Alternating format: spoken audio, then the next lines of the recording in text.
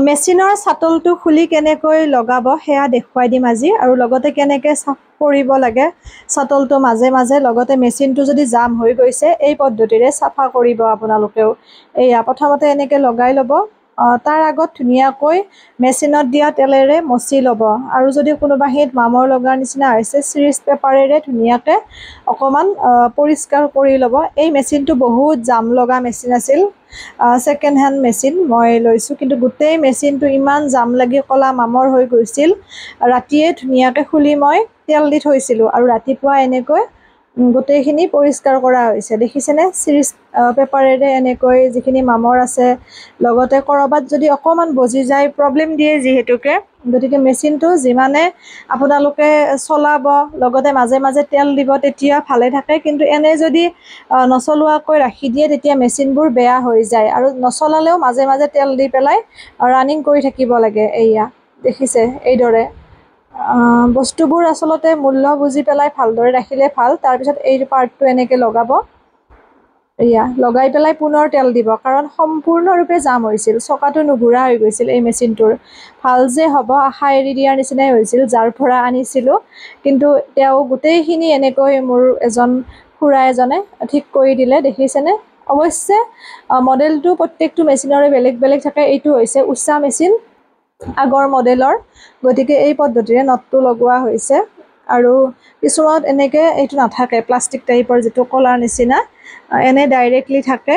গতিকে এনেকৈ লৈ চিলাইটো আপোনালোকে ধুনীয়াকৈ নটটো লগাই দিব উপকৃত হ'ব আশা কৰোঁ যিসকলৰ মেচিন আছে আৰু ওপৰৰ পাৰ্টটো কেনেকৈ খুলি পেলাই কি কৰে সেইখিনিও মই দেখুৱাই আছোঁ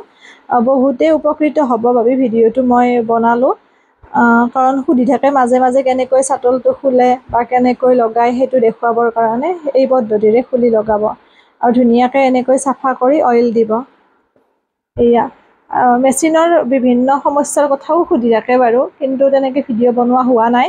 লাহে ধীৰে আগবঢ়াম কিবা প্ৰব্লেম থাকিলে জনাব আৰু অনলাইন কাটিঙৰ ক্লাছ 25 জুলাইৰ পৰা মই আৰম্ভ কৰিম যদি কোনোবাই শিকিব বিচাৰে দুমহীয়া কোৰ্চ ফিজ 2000 মোৰ লগত যোগাযোগ কৰিব মেছেজ কৰিব সোনকালে আৰু তাৰ উপৰি অফলাইনতো যদি কোনোবাই শিকিব বিচাৰে কণ্টেক্ট কৰিব ওচৰৰ মোৰ ঘৰ হাজোত যিহেতু অক্টোবৰলৈকে মই কাটিংটো অব্যাহত ৰাখিম তাৰপিছত হয়তো মই নোৱাৰিম এয়া এই পদ্ধতিৰে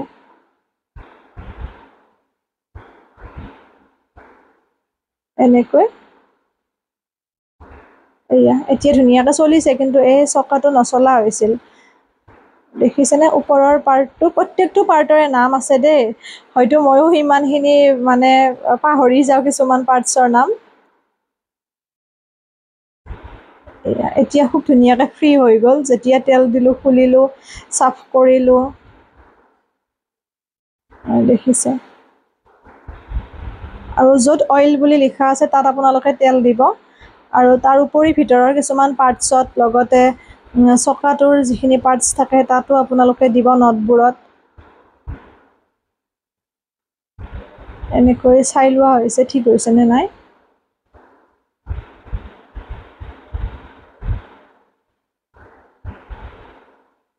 এয়া দেখিছে গোটেই মামৰ হৈ গৈছে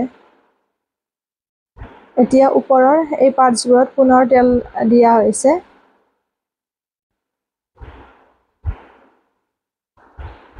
সম্পূৰ্ণ জাম হৈ গৈছিল যেতিয়া চিৰিজ পেপাৰেৰে পুৰা একদম চাফ কৰি দিয়া হ'ল তেতিয়াহে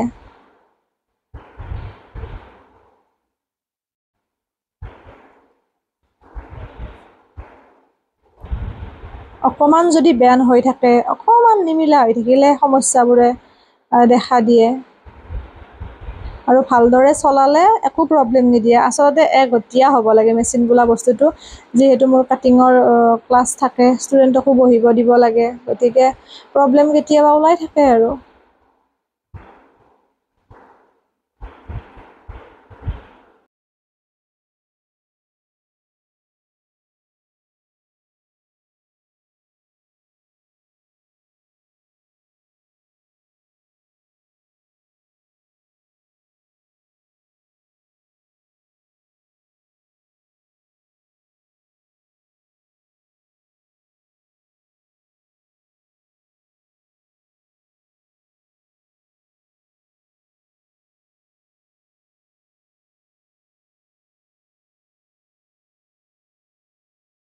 আৰু নটবোৰতো যদি মামৰ লাগে এনেকৈ চিৰিজ পেপাৰত দিলে নতুনৰ দৰে হৈ যায়, দেখিছেনে?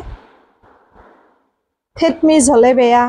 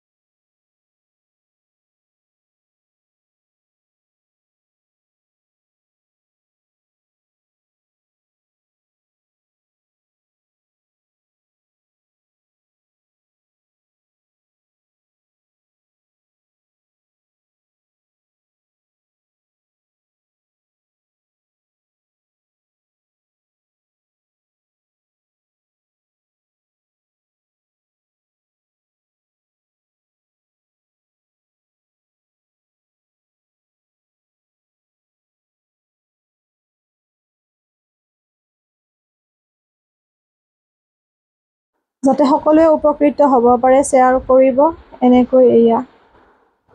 নটটো লগাই পেলাই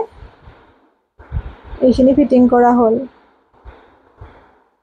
গোটেই খুলিব লগা হৈছিল।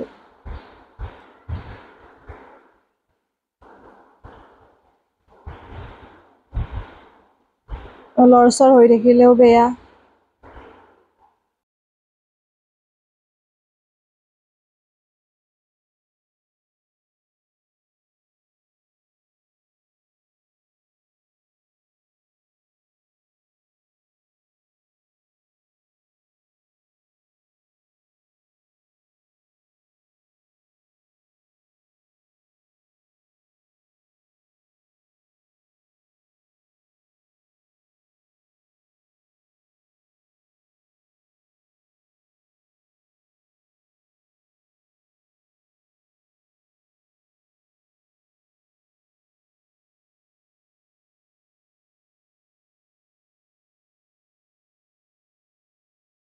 এতিয়া এই পাৰ্টছটো লগাই